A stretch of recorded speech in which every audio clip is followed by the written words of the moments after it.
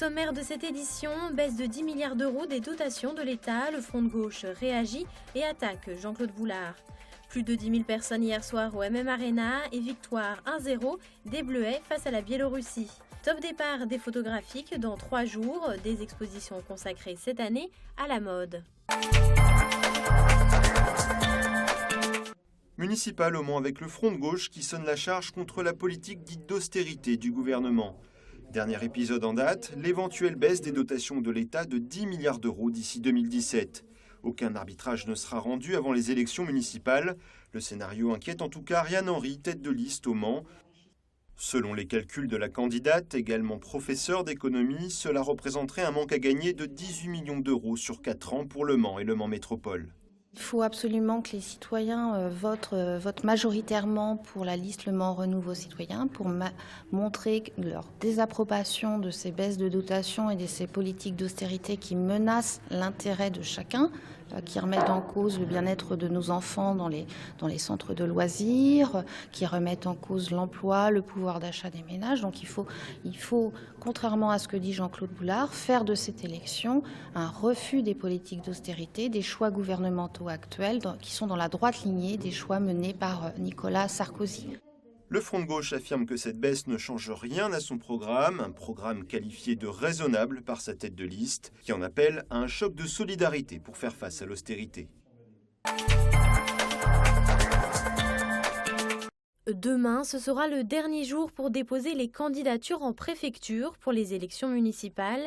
Et même si certaines communes n'ont pas encore de liste déposée, toutes ont pris des rendez-vous d'ici à demain soir. Il devrait donc bien y avoir au moins un candidat enregistré dans chaque commune du département et même pour celles de moins de 1000 habitants.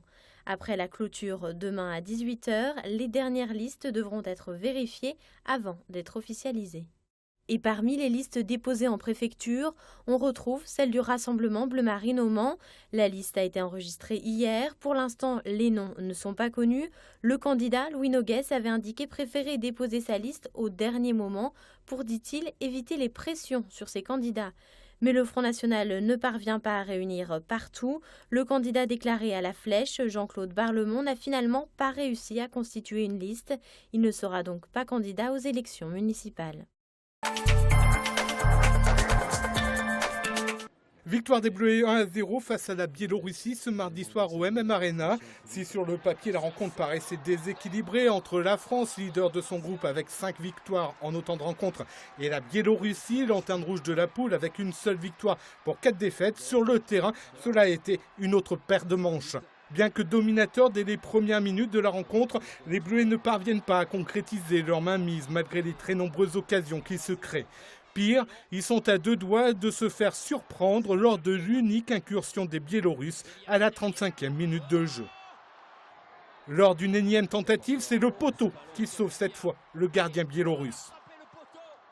À l'heure de jeu, nouvelle incursion tricolore dans la surface de réparation adverse. Les Bleus parviennent à envoyer le ballon au fond des filets, mais le but est refusé par l'arbitre pour une position de hors-jeu. Les minutes s'égrènent, les occasions de l'équipe de France se multiplient et ce n'est que dans le temps additionnel que le capitaine Kurt Zouma délivre enfin les siens. Les Bleus s'imposent 1-0. Je pense qu'on n'est pas bien rentré dans le match. Après, on a su un peu relever la tête et relever notre niveau de jeu parce que si on continue comme ça, je pense pas qu'on allait aller bien loin. Le match il a été dur jusqu'à la fin et on a vu qu'on a marqué très tard dans le match. Maintenant on a gagné donc c'est le principal. Un match qui avait une saveur particulière pour l'ancien joueur Manceau. Depuis que je sais qu'il y a la sélection au Mans, j'ai tout fait pour y être et même de jouer la titulaire c'est encore un plus et je suis très content d'avoir joué ici.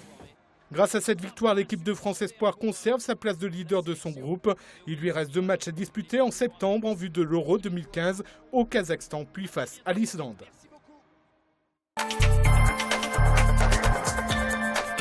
Une exposition consacrée aux 24 heures du Mans se tient en ce moment même au Salon de l'Automobile de Genève en Suisse.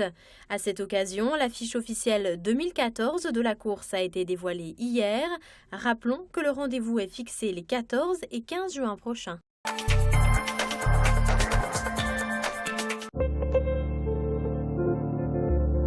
Le festival des photographiques débute ce week-end au Mans, Allonne et Fillet-sur-Sarthe, une vingtaine d'artistes exposés. Après la photo culinaire l'année dernière, c'est l'univers de la mode qui est mis en avant. la mode, ou plus exactement à ce qui peut être autour de la mode, au-delà de la mode.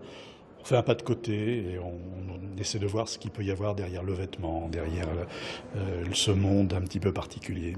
Avec des photographes au style divers, de la photo de mode, celle d'Irina Ionesco, au photoreportage avec Talisma Akhter. Des photos surprenantes aussi, comme ces mises en miroir de Laurent Muchel, fruit de rencontres au hasard dans les musées. Il ne saisit pas forcément sur le vif les gens en train de regarder, il les met en place, il leur demande de venir là, mais en aucun cas il ne fabrique ou il leur demande de s'habiller de telle ou telle manière. C'est-à-dire que le vêtement est bien, lui, un hasard par rapport à l'œuvre qui est présentée dans le musée. Des auteurs sarthois exposeront aussi, comme Jean-François Molière et ses contre-allées, un travail avec 15 handicapés mentaux du département photographiés dans l'endroit de leur choix. Des rencontres étonnantes où le rire de Claudine devient source d'inspiration.